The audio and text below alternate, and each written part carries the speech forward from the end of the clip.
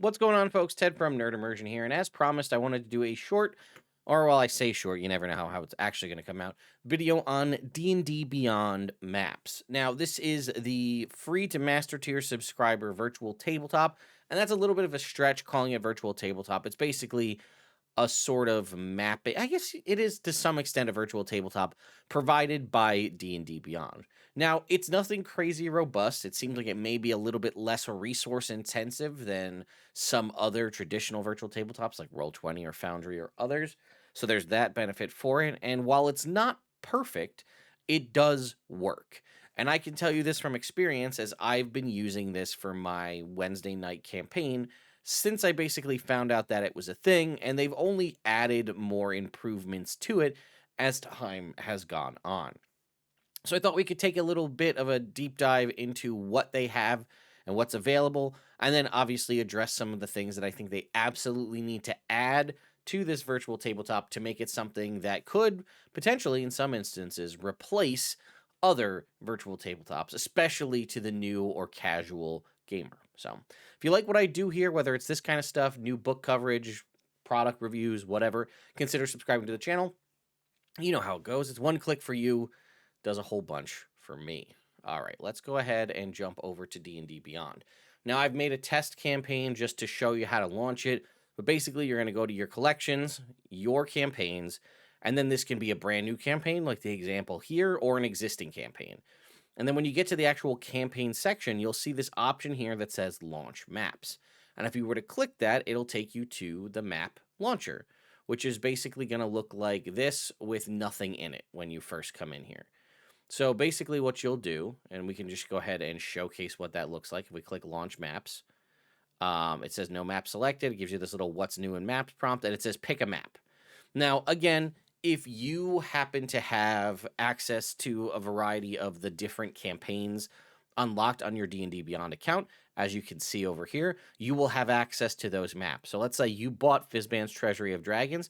Here's all the maps in Fizban's Treasury of Dragons available for your use in D&D Beyond Maps, both DM versions and player versions. Obviously, the DM versions are going to have all the little annotations.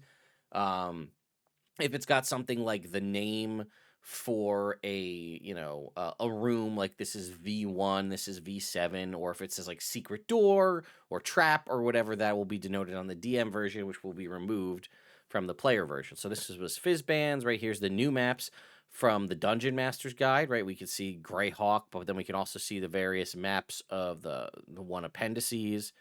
We could do Bigby's Glory of the Giants. Here's the Book of Many Things maps. And then we have a bunch of the kind of adventure maps. This is the source book maps.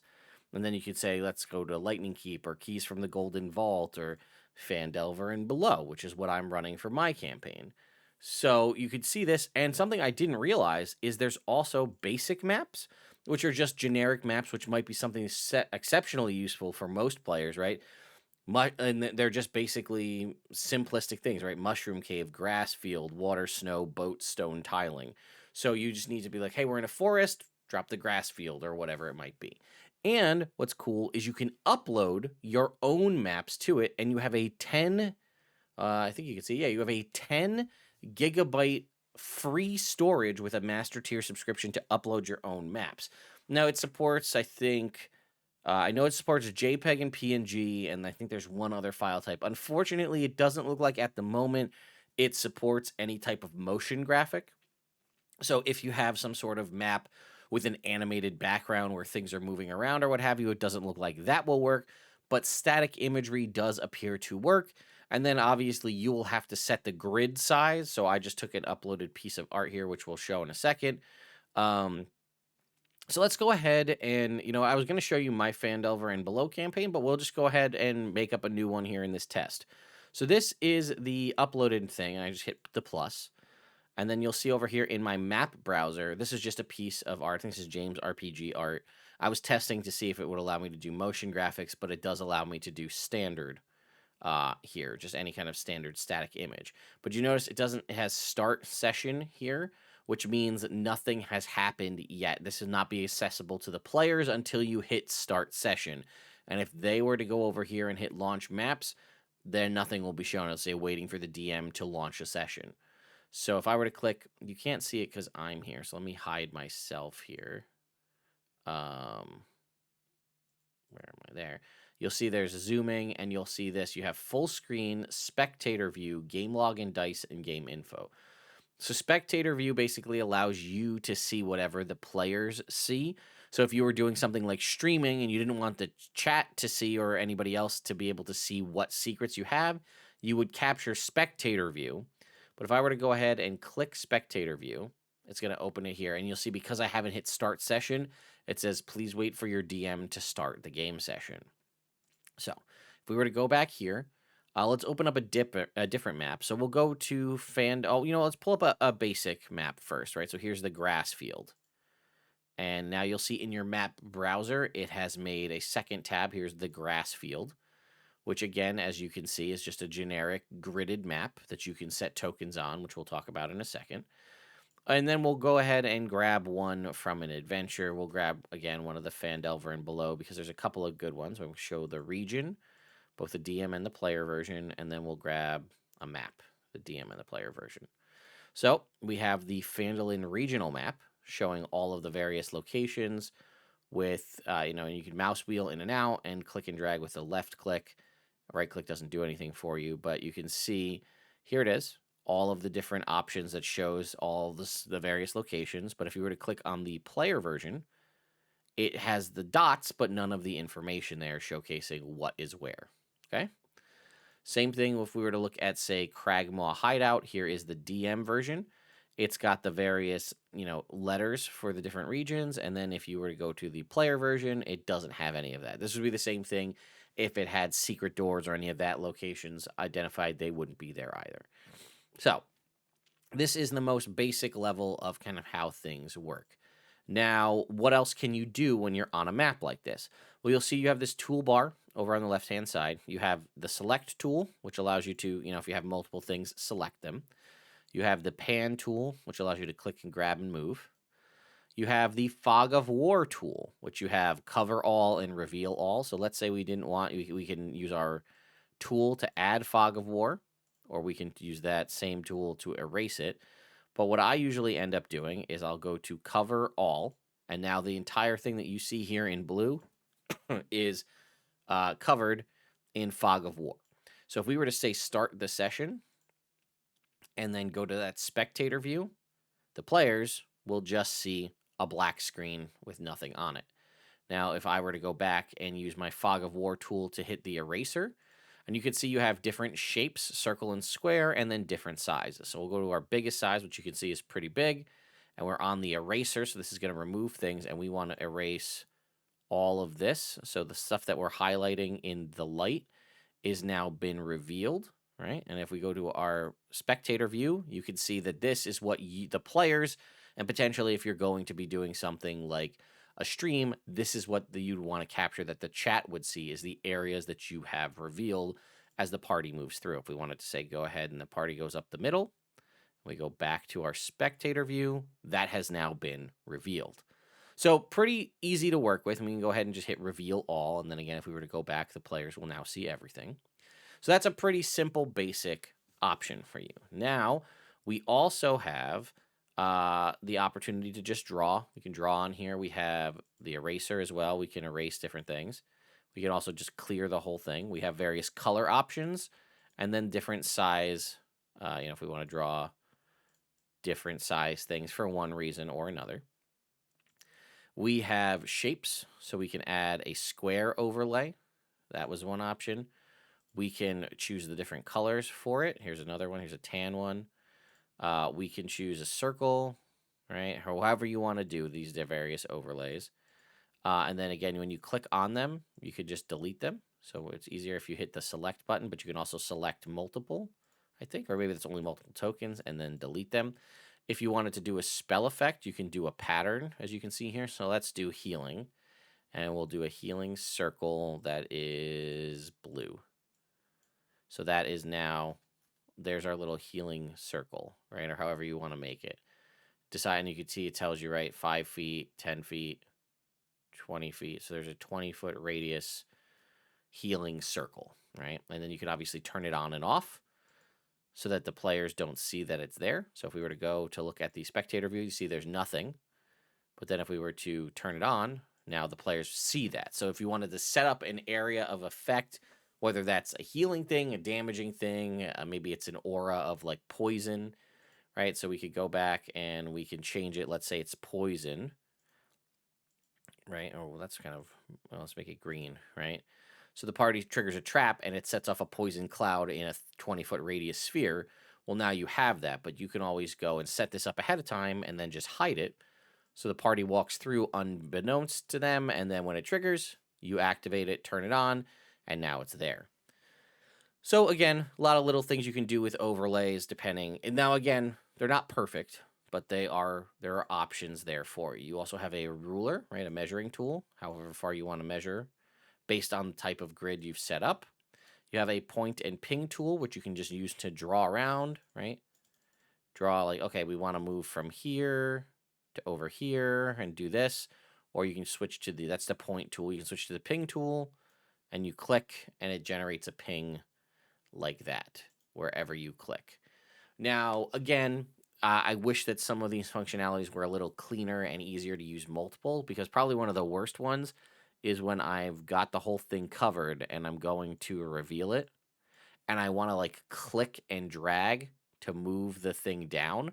If I go to click and drag and I'm not on a pan tool, I will accidentally reveal stuff that I didn't want to reveal. So that's something that I would like to have a means to get around that. And then lastly here is tokens, right? So we don't have any players in this campaign because this was just our test campaign.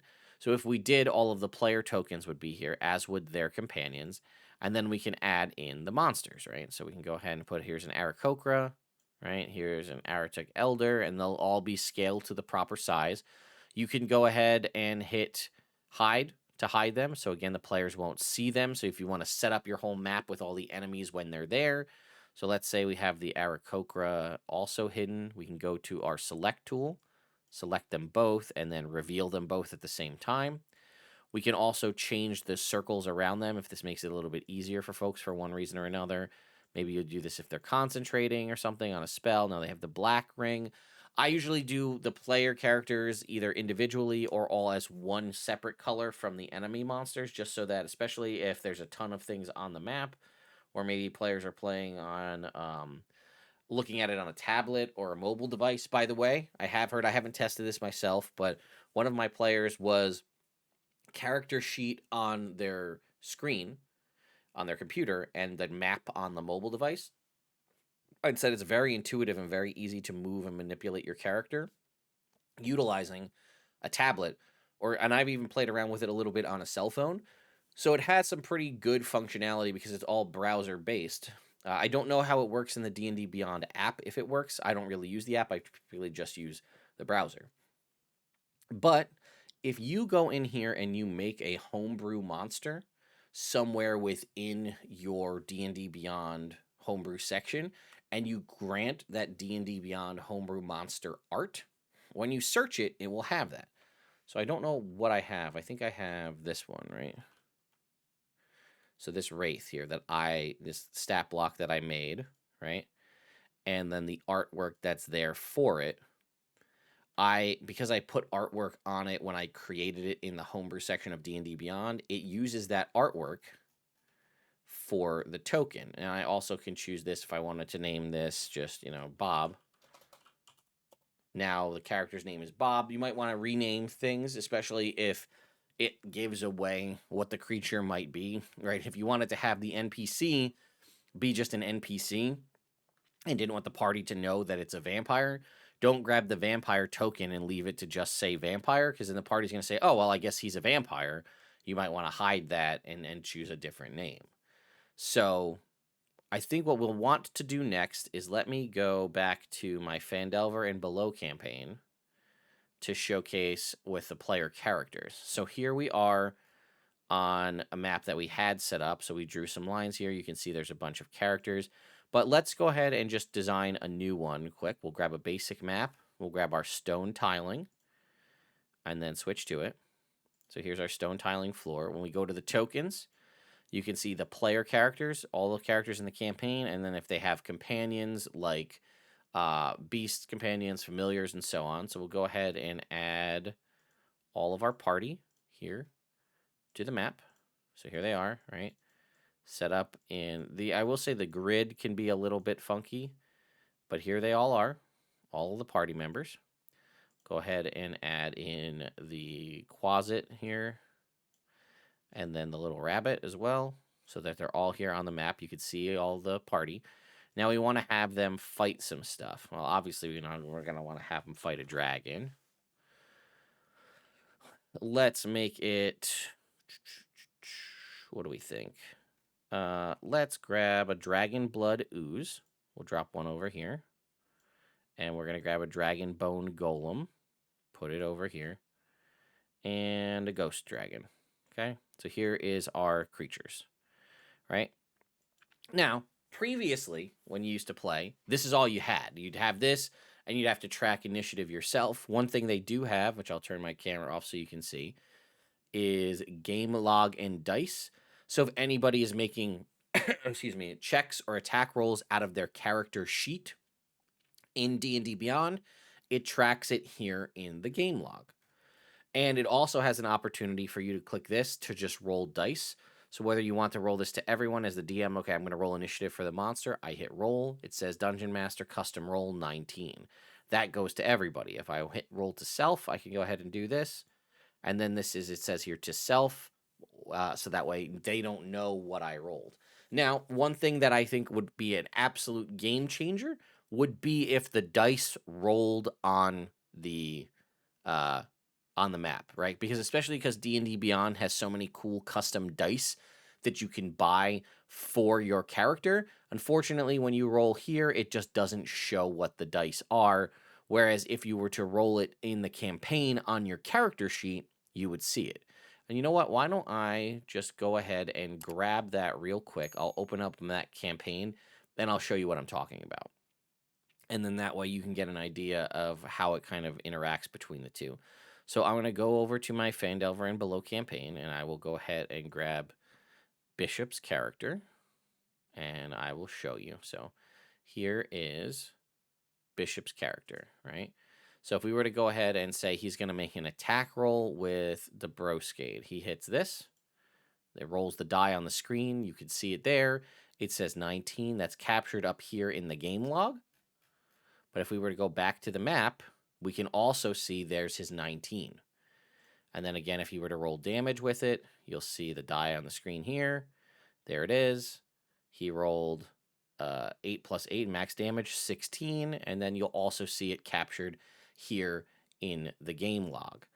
So that is a pretty cool feature. It also allows you, again, as the DM to roll either to the players. They can also choose when they go to roll a character who gets to see it, I believe. So if they roll here, if they right-click on the die roll, they can roll it to everyone or to self. It also gives them the opportunity to roll, say, with advantage. So if they were to do that, you'll see in here that it is 2d10. He rolled a 6 and a 12. It was with advantage, like it's noted here, and it has advantage.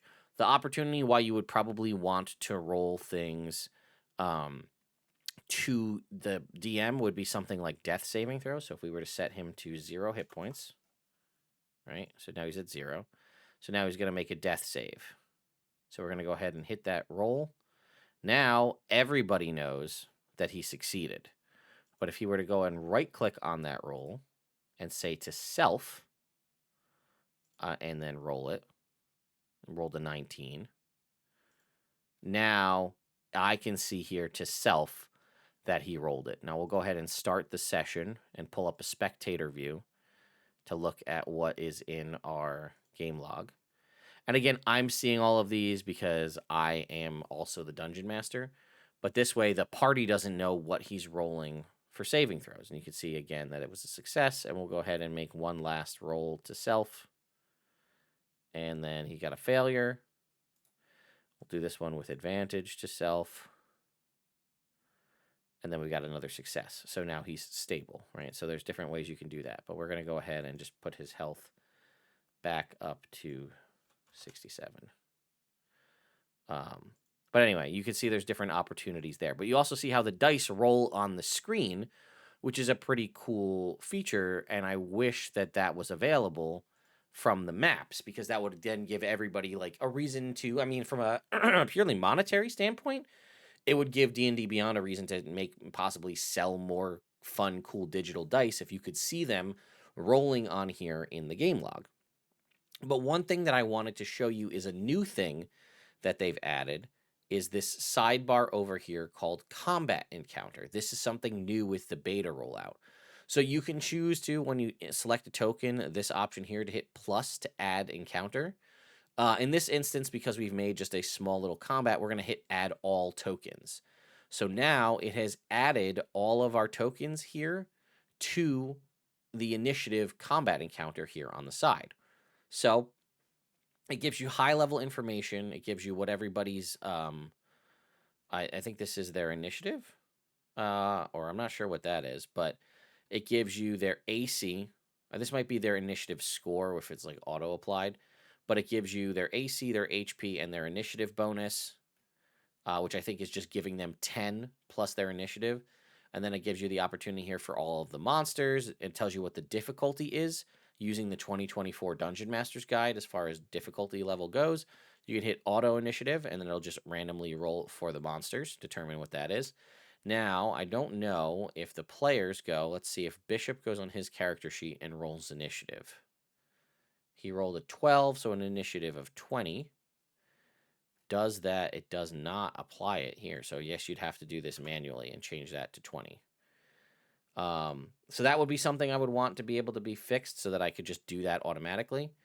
Let's have him roll. If he, yeah, because I was going to say, like, there's no way to do that, to have it connected. So if I were to roll initiative again, and this time we rolled a 25, it would be nice if I could just take this 25 and like apply it to Bishop in the token. So I can go ahead and make this 25. So this would require, it gives you the opportunity to, change them to a party member.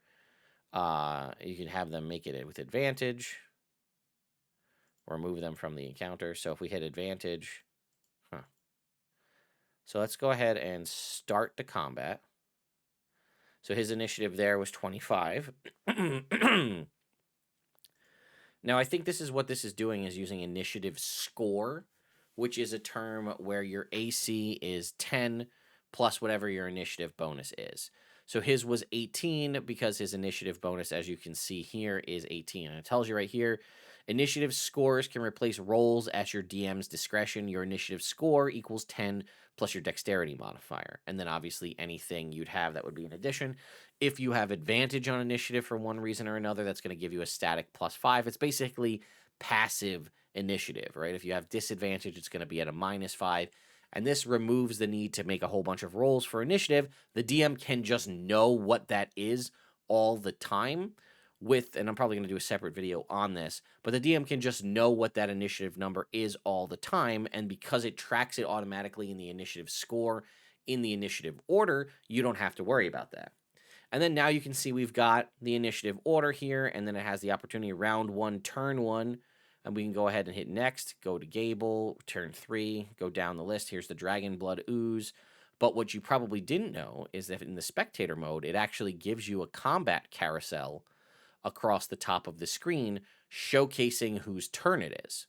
So I can go ahead and then say, okay, now it's Bronson's turn. And the carousel changes to show that it's Bronson's turn. So this adds a little bit of extra functionality here, which I very much like. This is something I didn't know that I needed, but I greatly appreciate. I also like the concept of initiative score in this because it's static, so whenever you enter an encounter, you just know where people are going to be. That also allows people with the alert feat to want to switch their position. They know where people are going to be in the combat.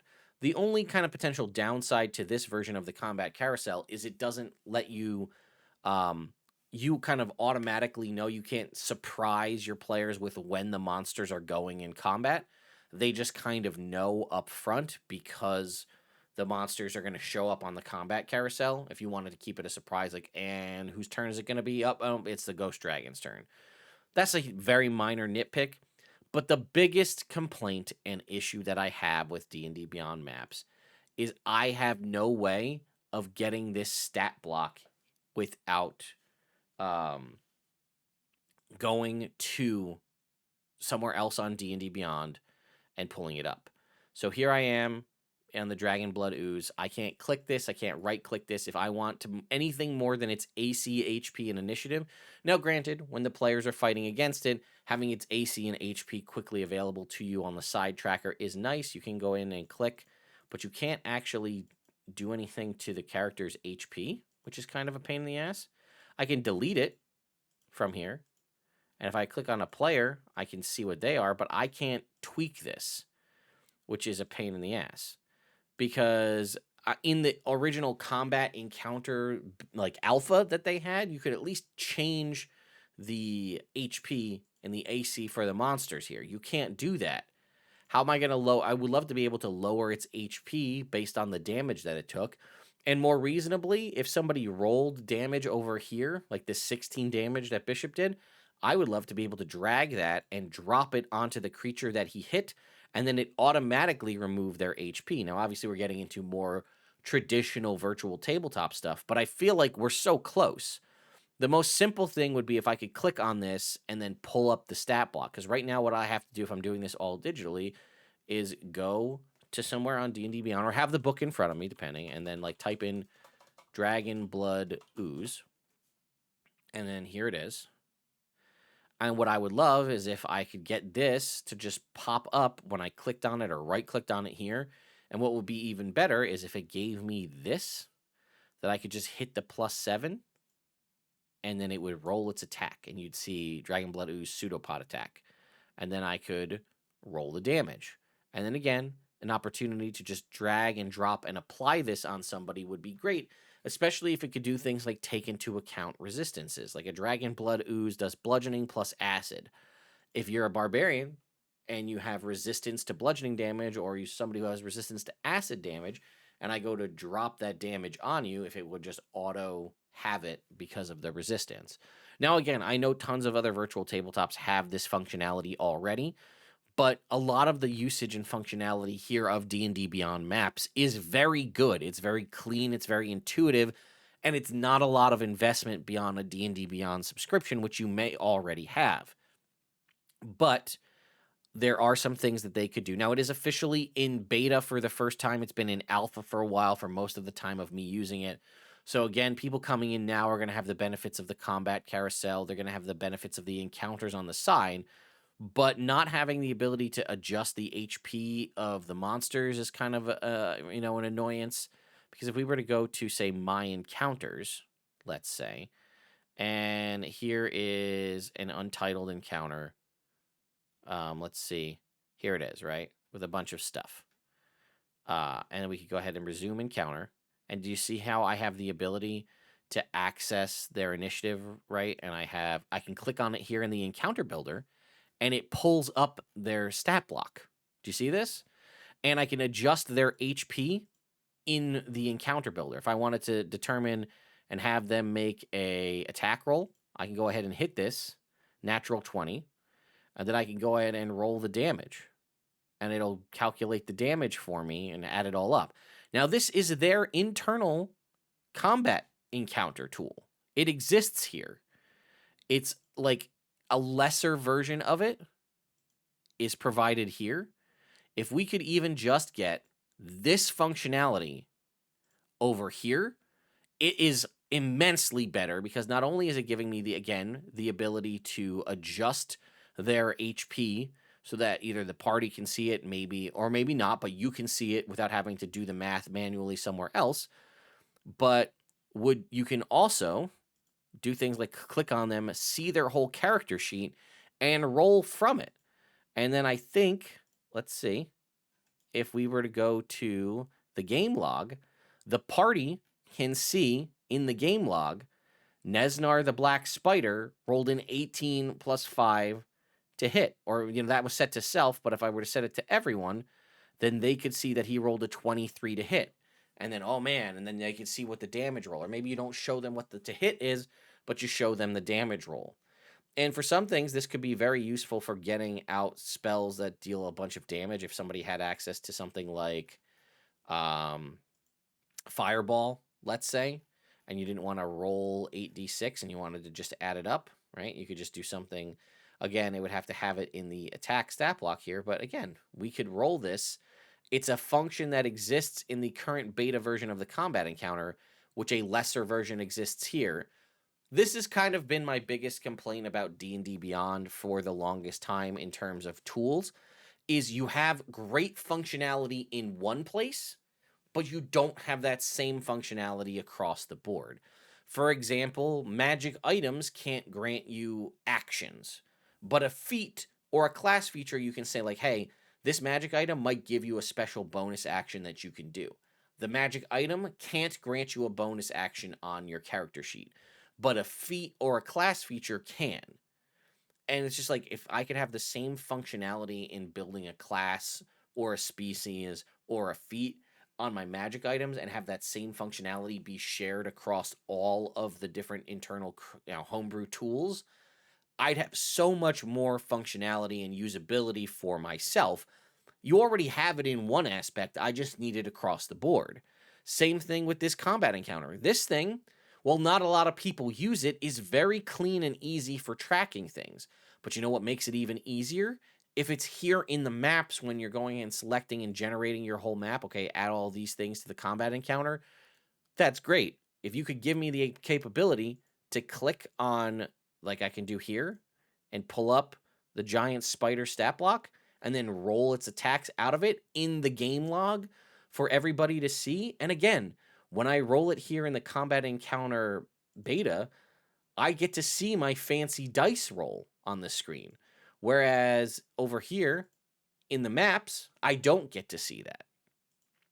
And again, I don't know if I click on, I can't click on a party member, but I as the DM can control any of the enemies. And then I could just say, okay, next. Now it's the party's turn. They tell me when they're done, and we move on and we go through the initiative order like that. Also, do you notice how the monsters, they have a blinking in the combat encounter for you, or maybe the players even too? They have this blinking red. This person's dead. They're at 0. They're blinking red. This person's at 1. They're blinking red. All of these spiders are. I don't know if it changes if I were to say heal it up to 15. It's fine. Oh, is this a bloodied mechanic? Let's just deal 2 points of damage. Yeah. So again, in the beta combat encounter, they start flashing red when the characters are bloodied, meaning that they're at half hit points. And given that 2024 has bloodied reinstated as stated as a condition functionality for people to be aware of, it would be great if the tokens could reflect the same things over here that in the combat tracker has, where it shows them blinking red. If the tokens could blink red so that the party would know they're bloodied, that would be great. And again, the functionality is here. Just apply it across the board and things are so much better. This right here, if I had this in maps, it's one of the best options for a virtual tabletop, period. Again, the next step would be for you to be able to take this damage and then directly apply it to a player. But even just having the capability to pull up a stat block and roll from the stat block in here. Now, I'm hoping that this is the next step, and you can go ahead and click feedback and deliver your feedback to D&D Beyond directly, which I will absolutely be doing post this video. But yeah, I just wanted to showcase what D&D Beyond Maps is, how it works, some of the different tools and options for you, and then also air some of my frustrations that I have with the tool, because we have the things we need. They're just not all combined together. And if they were, this is an infinitely better tool. So anyway, let me know your thoughts and opinions on D&D Beyond Maps in the comments down below. I'll see you all next time.